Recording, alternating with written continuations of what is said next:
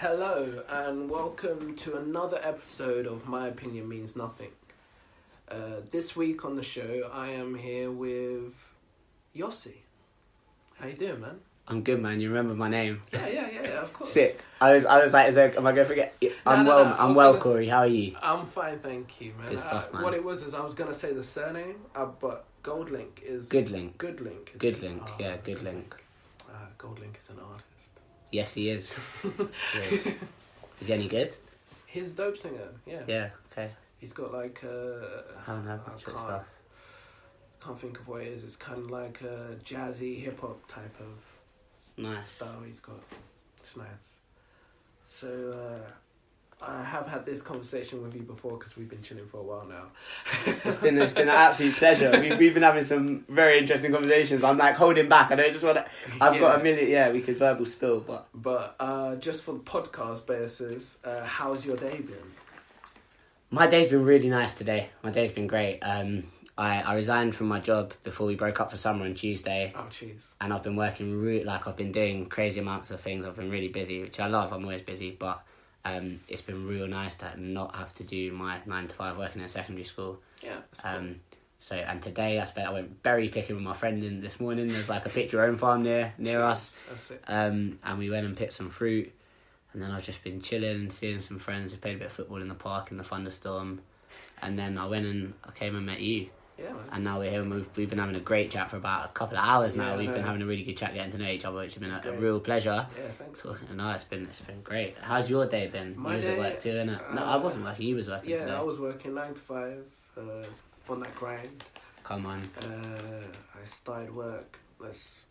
I didn't get there on time this morning. I'm not gonna lie. Standard. Cool, man. It's fine. I was fully trying, but even though they've given you the later start time, you were still late. Hey, man, don't question it. It was just. This hard. guy tells me. Imagine, can I tell the story? This guy tells me basically his work was given he's meant to be doing a 9 to 5, and they've basically called him in and been like, listen, Corey, what time do you think I'm going to start? He's like, 9. Was that a reasonable time to start? Yeah, they're like, listen, we think it's okay that 9:30 is a reasonable time, so then you might actually be on time. My man's still late. Sorry, man. Oh, I got you. Come on. It's so true. Sorry. That's what happened. No, everyone tells this story. I told it to one of my friends. Has it been on the podcast before? No, not been on the podcast, but I told it to one of my friends, and she was like, every person that she meets, she tells them about this when she's introducing me. She's like, yeah, Corey's like, he's so chilled at his work. They allowed He's got his own start time. They negotiated the start time. I was like, yeah, man. That is awesome. I get my work done, That's the way it should be. I go into work. Even if I am late, and I just bang out work until I finish. Come on. I'm literally, I work so hard, and I'm there and I'm so quiet because I just listen to my music if I'm just not answering phones. Oh, that's blessed. So I had a job where you could listen to headphones. That's a chill job. If you can listen to headphones at work, whatever, unless you're doing something particularly strenuous, that's a pretty decent. I'm just inputting stuff on the computer, so that's always banging. Yeah. Especially, can you write as well? Can you write? Yeah. Bang it. Oh, I'm posting on Insta. I'm typing. I'm putting posts There's out, certain jobs where you can do that, certain ones where you can't. Well, because of the work rate I do it at. Yeah. I bang out stuff. I know I have the time. For me, I know that I can get this work done, so I'll get it worked. That was one of the things that was frustrating about being at the school. There was a big team. I was working as a learning support assistant, LSA, basically a teaching assistant. Although supposedly you're there to help the kids access the learning, help kids with certain needs, whatever, access the learning, and help all the other kids, as opposed to help the teacher teach. So it's a slightly different role, but it's basically the same thing. Loads of different bloody acronyms. Is that the right word? Yeah. Acronym? Acronyms. And acronyms is something else. That's from an Only Fools and Horses episode where Delboy gets them too confused. They're all just different acronyms. But they've got a big workforce of LSAs and LSAs, learning support assistants. So it's kind of like a teaching assistant. Teaching assistant, yeah. It's a teaching assistant that's there to help certain kids access the learning. And they've got a big team, maybe 25 of us in the school. And I spend out of my 8-hour day, I might spend an hour doing productive work, and the rest of the time I'm sitting in a class where I'm not really needed, or there's 2 of us in the class that one person could easily be doing that work. But it's because we're employed on the timetables of fulfilling what kids have got, what EHCPs and how much time they've got. And so it's not really, it's not working towards everyone's needs. And that was just one thing that's frustrating. So with that job, for example, I got in trouble for reading. This part of the reason I left, it became a whole big thing, innit? Yeah. But and there were a few little instances they didn't like, and I was quite outspoken about my views for how we could improve things and how they were done. And obviously they don't want to hear that at secondary school. They're very old. So, but one of the things I got in trouble for was reading while the kids were doing origami in art class. And the kid I was working with was just getting on with the origami, and I tried to help him do it to a slightly better standard, but he was getting very, very upset by me being there when everyone else was doing it, and it's a simple thing that everyone can get on with and he could get on with. Yeah. So I went over and I read my book on the other side of the class because I didn't feel the need to stand. But I should have just stood there looking over them, trying to look oppressive, essentially. Should have been there asserting authority so that they wouldn't talk. But they were just getting on with their work, and I got in trouble for reading a book. That's our education system right now. Sorry, I went off topic. No, it's cool, man. It was just introducing this stuff, talking about your job and that. No, I just wanted to also add, guys, every other day this week I have been early. Jeez, come on. Okay, just today and maybe one. That's alright. It's Friday, man. Yeah, it's fine. Exactly, and but that is something to because you worked in education. I work for the NHS, and isn't it something that goes across all those government services in some way? Bro, because my dad works in the NHS, and when I come home talking about all this shit going on at work, he's like, "Mate, that's what it is working in an organisation like that." Bro, I don't think people understand. I don't want to talk about it, but NHS is talk, bro. Tell us about the NHS. It's slightly a mess. For me, what it feels like it's we've bought into a system for the NHS, because I know they have to buy some sort of. I don't know the proper ins and outs, but I know every certain years they have to buy into something that they're going to use progressively for the next. You mean buying something they're going to use from the pharmaceutical companies? A plan or something. Oh, right, okay, right. For the next couple of years. Right. But they buy the service from someone else, so the idea or something like that. Obviously, my opinion means nothing. Don't quote me on that shit. Come on. That's why I'm so excited about this podcast. No one can hold nothing against you. But there's something like that. But it's for me, it just feels like we're not meeting public demands. The waiting lists are ridiculous. I've experienced that as a patient, a couple times. Yeah, being on the other side and hearing people's concerns, do you know how upsetting it is? What month are we in? July.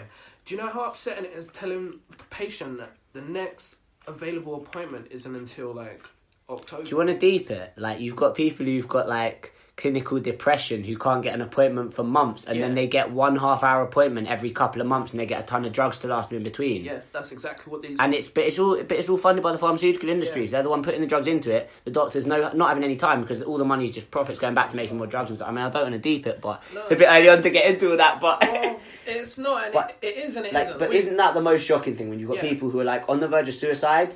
And you have to this is what I've heard from a few people in that system all across the country. Some friend up in Edinburgh who's experienced around the country, different people, you have to try to kill yourself a couple of times before they'll really see you regularly.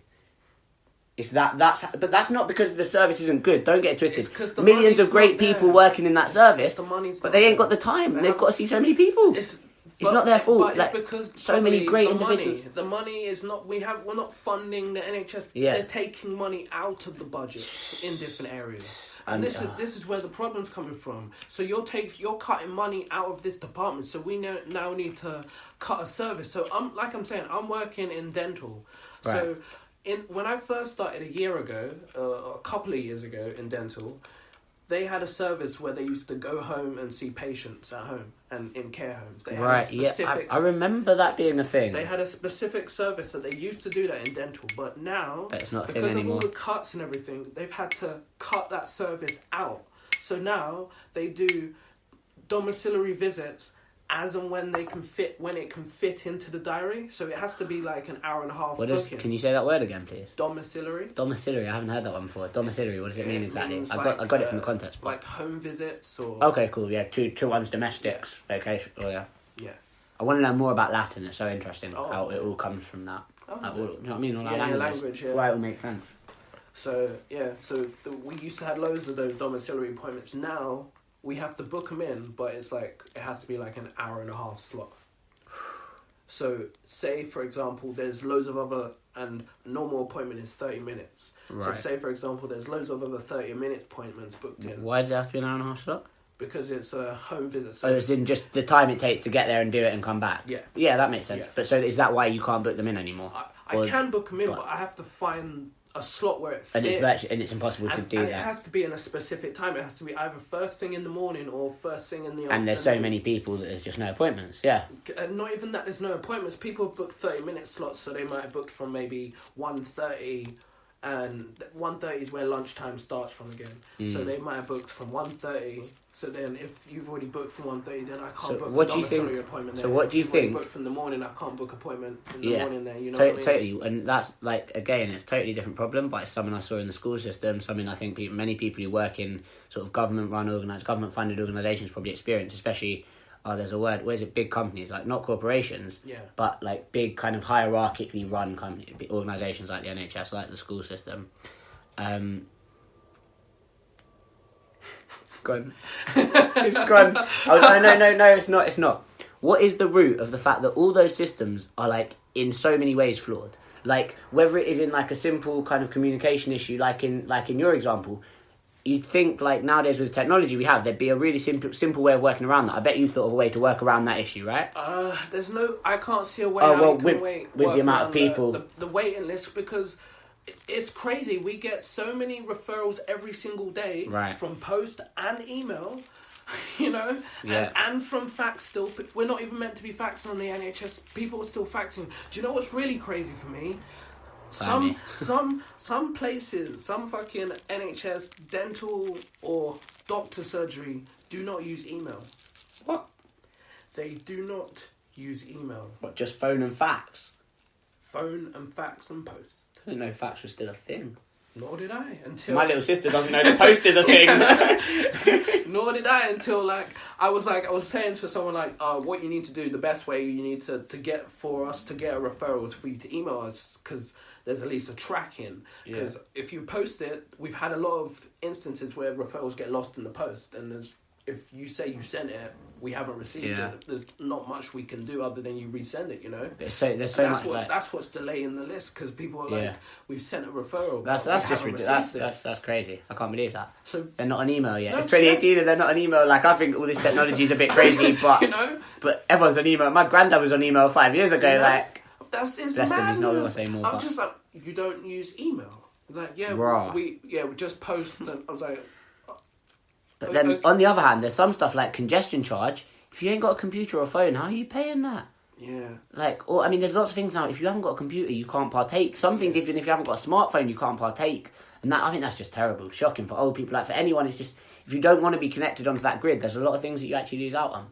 But I read a report or an article about how we're now so contactless. We use contactless way more than we use cash now. Yeah, I'm sure. Yeah, no one carries cash anymore because you got your card all the time. Yeah. But sorry, that quick. So what is the flaw? Because in the education system when I was working at every industry I've worked in, there's loads of different flaws like that. In the public system, it's the hierarchical setup, isn't it? 100% that, and the funding. Because the funding in the public sector, it's the funding. It means that the people at the top but here's the thing. To deep it, why is there a lack of? There shouldn't be a lack of funding when you look at the amount the pharmaceutical industry and the weapons industry make, and the amount we spend on all. If you look at the amount we spend on stuff we don't need, there should not be any issues funding simple stuff like the NHS and the school system. So if you deep it, why is that money not coming into those systems? And the result of the money not coming into those systems is that everyone in those systems is under immense pressure to fulfill their role to the hierarchy above them. Yeah. So, even the bosses in schools, the high up people, they're good people, they care, but they're drilled, they have to just fulfill the quotas or they'll lose their job. Exactly. That's what it comes down to, and everyone's under that pressure with the lack of funding. Yeah. But there shouldn't be a lack of funding. So when you deep it, what's going on with all that money? We need to speak to the government. Well, we know what's going on with all that. We kind of know. It's crazy. We kind of know, but we don't. You know, them ones we have our suspicions, obviously, and we kind of do know about some stuff. Like we see that we know the amount they spend on weapons, that's published in in pretty reliable sources and stuff like that, and the amount that I don't know, what's the underwater submarines, military submarines, cost some dumb amount, and the amount we spend on wars and oil could fund the NHS like a piece of piss. Yeah, of course. But it's priorities. And the audacity that they have when they're like, can you sponsor £1 towards this £1 million air ambulance because a whole county hasn't got an air ambulance, but we're doing what? What? You're asking me to donate £1 to get £1 million air ambulance? You know what Boris Johnson spent on like some